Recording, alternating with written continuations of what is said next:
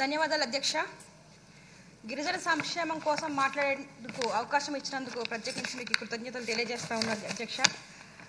Telugu Desam party ఆవిర్భావం నుంచి కూడా గిరిజన ప్రజల పట్ల చాలా సిద్ధతతోనే వ్యవహరించిందనడానికి నేను సంతోషిస్తూ ఉన్నాను అధ్యక్ష. ఎందుకంటే కూటమి ప్రభుత్వం అధికారంలోకి వచ్చాక గిరిజన గ్రామాల అభివృద్ధికి శ్రీకారం చుట్టి గిరిజన అభివృద్ధికి పెద్దపీటలు వేస్తూ గిరిజన అభివృద్ధికి కూటమి ప్రభుత్వం 8,159 కేటాయించడం పట్ల చాలా హర్షం వ్యక్తం చేస్తూ ఉన్నాం అధ్యక్ష.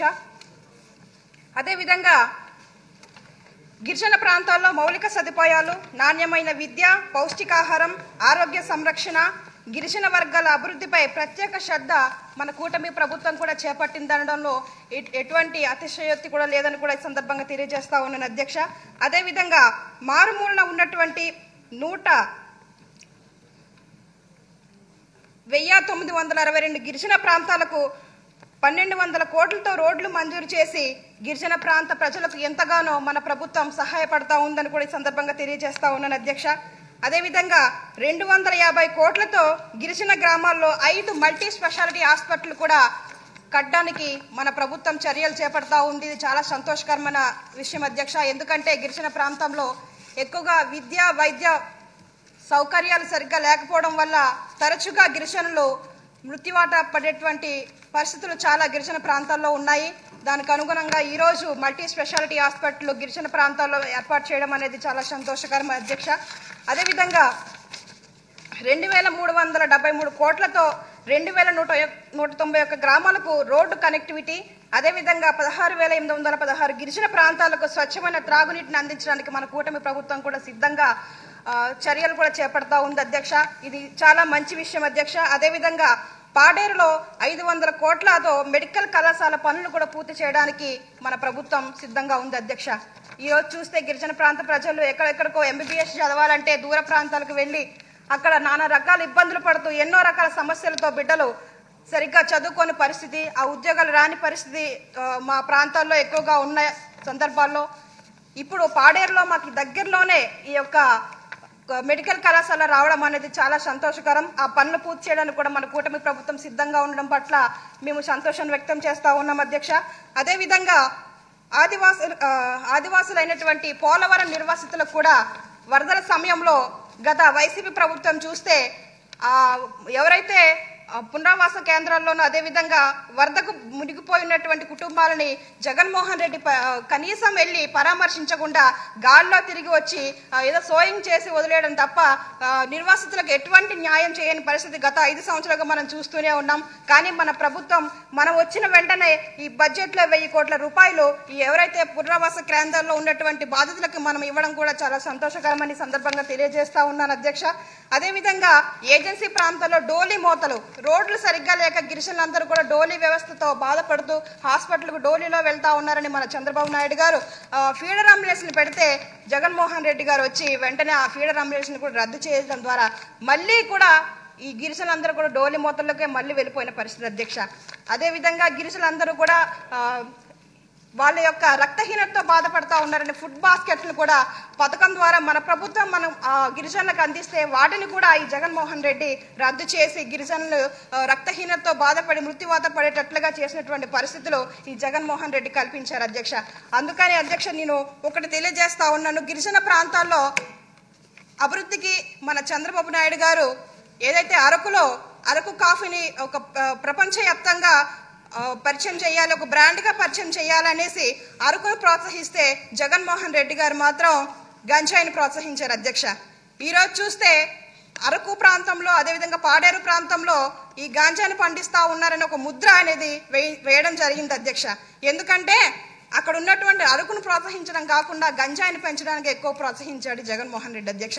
ఈరోజు చూస్తే రాష్ట్రాన్ని మన ఏపీని కూడా దేశవ్యాప్తంగా కూడా చాలా సిగ్గు పడేటువంటి పరిస్థితుల్లోకి జగన్మోహన్ రెడ్డి తీసుకురావడం వల్ల ఈ ఆదివాసీ గిరిజనులందరూ కూడా చాలా బాధపడుతున్నటువంటి పరిస్థితులు అధ్యక్ష. ఎందుకంటే గిరిజన అస్తిత్వాన్ని కూడా దెబ్బ కొట్టినటువంటి ద్రోహి ఎవరైనా ఉన్నారంటే ఈ జగన్మోహన్ రెడ్డి అని సందర్భంగా తెలియజేస్తా ఉన్నాను అధ్యక్ష. ఇకపోతే గిరిజన హక్కులకు కానీ గిరిజన చట్టాలకు కానీ ఏమాత్రం భంగం కలగకూడదని మన ప్రభుత్వం 1/70 చట్టం తీసుకొచ్చి వాళ్ళ హక్కులను కాపాడుతూ వాటికి భంగం కలగకుండా ఎంతగానో చర్యలు తీసుకుంటా ఉంటే ఈ రోజు చూస్తే మొన్న 1/70 చట్టానికి మన ప్రభుత్వం మీద వ్యతిరేకం అన్నట్టుగా నినాదాలు రకరకాలుగా ఈ వైసీపీ పార్టీ నాయకులు వెనకాలండి ప్రోత్సహించినటువంటి పరిస్థితులు అధ్యక్ష. కానీ ఈ సందర్భంగా నేను మన ఉమ్మడి కూటమి ప్రభుత్వం గిరిజన హక్కులకు కానీ చట్టాలకు కానీ ఎప్పుడు వ్యతిరేకం కాదు అనేది కూడా ఈ సందర్భంగా గిరిజన ప్రజలకు తెలియజేస్తా ఉన్నాను అధ్యక్ష. ఇక నందమూరి తారక రామారావు గారు అన్నగారు గిరిజనులు అందరూ కూడా వెనుకబడి ఉన్నారని చెప్పి అక్కడ గిరిజనులకి ఏదో ఒకటి న్యాయం చేయాలి, వారు బ్రతకాలంటే ఏదో ఒకటి వాళ్ళకి ఉపాధిలా కల్పించాలనే ఉద్దేశంతో జీడి మామిడి మొక్కలను ఆయనే కొనించి వాటిని పెంచడానికి కూడా దుప్పట్లని లేకపోతే రైస్ అని ఇచ్చి వాటి పెంపకానికి కూడా ప్రోత్సాహాన్ని కల్పించి ఈ రోజు మా గిరిజనులందరూ కూడా కడుపు నిండా భోజనం తింటా ఉన్నారంటే ఈ జీడి మామిడితో వచ్చేటువంటి ఆదాయంతోనే ప్రజలందరూ కూడా చాలా క్షేమంగా సంతోషంగా ఉన్నారని కూడా సందర్భంగా తెలియజేస్తా ఉన్నాను అధ్యక్ష. అయితే ఈ జీడి మామిడి మొక్కలు ఉన్నాయి, పెంచుకొని బాగానే ఉన్నాం, కానీ ఈ దళారులు అనే వాళ్ళు అక్కడ మాకు సరైన జీడి మామిడి ఫ్యాక్టరీస్ లేకపోవడం వల్ల దళారులు ఏం చేస్తూ ఉన్నారంటే తక్కువ రేటుకే ఈ యొక్క రైతుల నుంచి కొనుగోలు చేసి వాళ్ళు ఆదాయాన్ని పొందుతూ ఉన్నారు. కానీ మా ఏవైతే రైతులు ఉన్నామో మేమందరం కూడా నష్టపోయినటువంటి పరిస్థితులు అక్కడ చోటు చేసుకుంటున్నాయి. కనుక మా రంపచోడవరం నియోజకవర్గంలో ఈ జీడి మామిడి ఫ్యాక్టరీని ఒకటి ఏర్పాటు చేసినట్లయితే మాకు అక్కడ ఉపాధి అవకాశాలు మా బిడ్డలకు కల్పించినట్లు ఉంటుంది, మాకు మంచి ఆదాయ వ్యయాలు కూడా వచ్చే అవకాశాలు ఉంటాయి. కనుక తమ ద్వారా ఈ విషయాన్ని తెలియజేస్తా ఉన్నాను అధ్యక్ష. ఇకపోతే జీవో నెంబర్ 3 అధ్యక్ష. ఏజెన్సీ ప్రాంతంలో గిరిజనలో ఆదివాసీ గిరిజనులకి అక్కడున్న వారికి వాళ్ళకే ఉద్యోగ అవకాశాలు కల్పించాలని మన ప్రభుత్వం జీవో నెంబర్ తీసుకొస్తే గతంలో ఉన్నటువంటి జగన్మోహన్ రెడ్డి ఆ సుప్రీంకోర్టులో జీవో నెంబర్ని రద్దు చేస్తే కనీసం రివ్యూ పిటిషన్ కూడా వేయకుండా చోద్యం చూసి ఈ రోజు ఏదో గిరిజనులకు న్యాయం చేస్తా ఉన్నాను, నా ఎస్టీలు అన్నట్టుగా బిహేవ్ చేస్తూ ఉన్నటువంటి పరిస్థితులు మనం చూస్తూనే ఉన్నాం అధ్యక్ష. కనుక మన లోకేష్ గారు కానీ మన చంద్రబాబు నాయుడు గారు కానీ మాట ఇచ్చారు జీవో నెంబర్ 3ని పునరుద్ధరిస్తామని, దాని విషయంలో కూడా ఒకసారి ఆలోచన చేయాలని కోరుకుంటా ఉన్నాను అధ్యక్ష. ఇకపోతే అధ్యక్ష ఒక్క విషయం అధ్యక్ష, గత 5 సంవత్సరాల్లో ఈ గిరిజనులు 5 ఎకరాల భూమి ఉందని చెప్పి వారికి రేషన్ కార్డులు కూడా తొలగించడం జరిగింది అధ్యక్ష.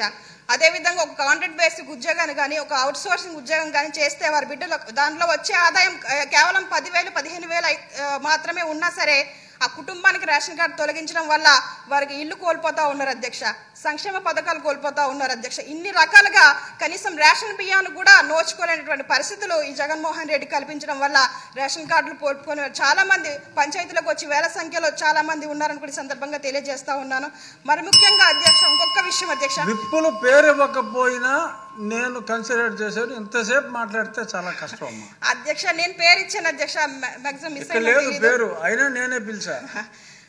అయిపోయింది అధ్యక్ష. ఒక్క నిమిషం, గిరిజన సంక్షేమం కాబట్టి ఒక్క విషయం అధ్యక్ష. ఇక్కడ వాల్మీకి కులస్తులను ఒకళ్ళు మా ఏజెన్సీ ప్రాంతంలో ఉన్నారు అధ్యక్ష. వీళ్ళు పాపం ఒక గవర్నమెంట్ స్కూల్లో చదవాలంటే ఒక బిడ్డడు 6వ తరగతిలో అక్కడ క్యాస్ట్ సర్టిఫికెట్ లేదని ఆ బిడ్డల్ని వెనక్కి పంపించేస్తున్నటువంటి పరిస్థితులు అధ్యక్ష. ఈ వాల్మీకులు క్యాస్ట్ లేదని హౌసింగ్ రావట్లేదు అధ్యక్ష, సంక్షేమ పథకాలు రావట్లేదు అధ్యక్ష, రేషన్ కార్డులు రావట్లేదు అధ్యక్ష. దయచేసి ఈ వాల్మీకులు తెగస్తులు ఉన్న వారికి కూడా ఒకసారి జ్ఞాపకం చేసుకుని వారికి కూడా కుల ధృవీకరణ పత్రాలు మంజూరు చేసి అన్ని సంక్షేమ పథకాలు అందించాలని కోరుతా ఉన్నాను. మరొక విషయం అధ్యక్ష, మీరు చెప్పారు దళితులు అధ్యక్ష, దళితుల కోసం మీరు మాట్లాడద్దన్నారు కానీ అధ్యక్ష చిన్న విషయం అధ్యక్ష, అయిపోయింది. దళిత ద్రోహి మా ప్రాంతంలో ఉన్నాడు అధ్యక్ష, ఖచ్చితంగా చెప్పాలి అధ్యక్ష. ఎందుకంటే మీరు మాట్లాడొద్దన్నారు కానీ ఆయన కోసం చెప్పి తీరాలి. ఒక దళితుడిని సుబ్రహ్మణ్యాన్ని అతి కిరాతంగా చంపేసి 5 నెలల్లో బెయిల్ తీసుకొని బయటకు వచ్చి రంపచోడవరం నియోజకవర్గ ప్రాంతంలోనే ఒక ఏదో ఏజెన్సీ పులి ఏజెన్సీ టైగర్ అని చెప్పి ఆ ప్రాంతాన్ని ఇప్పుడు ఇంకా భయభ్రాంతులకు గురి చేసుకుంటూనే ఆ ప్రాంతాన్ని దోచుకుంటూనే తిరుగుతూ ఉన్నాడు ఎమ్మెల్సీ అనంతబాబు అనే వ్యక్తి. ఈరోజు చూస్తే కౌన్సిల్లోకి వచ్చి కూడా ఏదో కూర్చొని మాట్లాడుతున్నటువంటి పరిస్థితులు మనం చూస్తూనే ఉన్నాం అధ్యక్ష. ఇలాంటి వ్యక్తులు బయట తిరగడం వల్ల మనకే ప్రమాదం. అంతోడు మా ఏజెన్సీ ప్రాంతంలో ఉన్న ప్రజలందరూ కూడా చాలా భయభ్రాంతులకు గురవుతున్న పరిస్థితులు కనుక ఇతని పైన ఏదైతే తప్పు చేశాడో తప్పుకు తగ్గ శిక్షను అనుభవించేటట్లుగా చర్యలు తీసుకోవాలని కోరుతా ఉన్నాను. ఇతను ఏం చేస్తా ఉన్నాడంటే అధ్యక్ష వ్యవసాయ భూములన్నీ కూడా కబ్జా చేసి